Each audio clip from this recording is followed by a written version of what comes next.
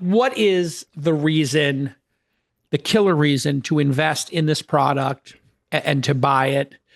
What is the great outcome here? Yeah, great question. Two answers. The first is the health and wellness answer. So there are roughly 60 to 70 million Americans with chronic digestive diseases who do not have anything to track those conditions on a daily basis, the same way that we have 50 devices that track sleep and exercise and respiratory rate and cardio, right? Like I'm wearing a Whoop, I've had an Oura. There's nothing looking at gut health, urinary function, or hydration in those same daily ways. And then ultimately, kind of our North Star, the mission for us is we want to build the smoke detector for colon cancer. So colon cancer is the second deadliest cancer in the country behind lung cancer. And the kind of pernicious thing about colon cancer is if you catch it early, it is one of the easiest cancers to cure, right? It's a 45-minute outpatient procedure. You get a colonoscopy and you can make it to your kid's Little League game that night. If you catch it late, by the time it's gone distal metastasization, you're looking at like a 15% chance of survival 5 years from now.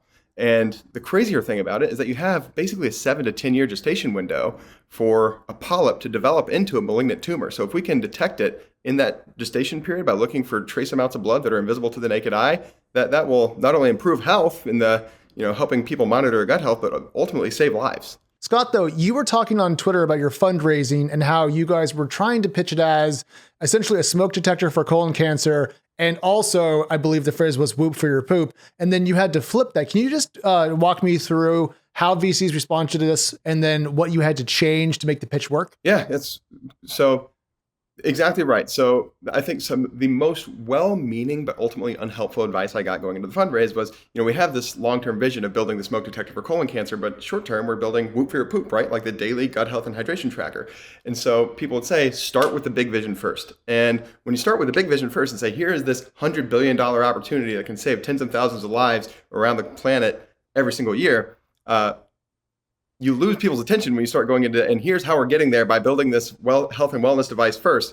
Whereas when you say we're building this health and wellness device, that's a multi-billion-dollar opportunity because there's Whoop and Oura that have proven the market, and Garmin and Fitbit have educated, and now 1 in 6 Americans is already using a wearable every single day. When you start there and then say, and then by the way, kind of the call option here is if we can build the device that also detects fecal occult blood, and that can save lives, that you just ending on that note is far more powerful than starting with here's the high note and then by the way it kind of tapers off.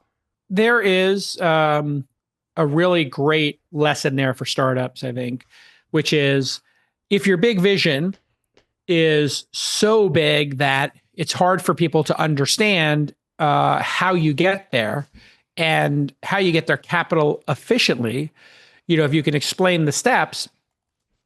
Okay, we want to get to Mars. We want to colonize Mars. But right now, reusable rockets will help us get there. And in the meantime, people got to put up satellites. And right now, only the Russians, Chinese have viable satellites. And we have American companies renting space on Russian rockets. This was the pitch for SpaceX, right? So how do you get there? We want to have, electric vehicles, but they're too expensive. So we're going to sell it to a bunch of tech nerds, $150,000 goat cart based on the Lotus, Elise frame. And these idiots are going to buy it because they want to have the latest technology. And, I bought one. Sure. Let's go.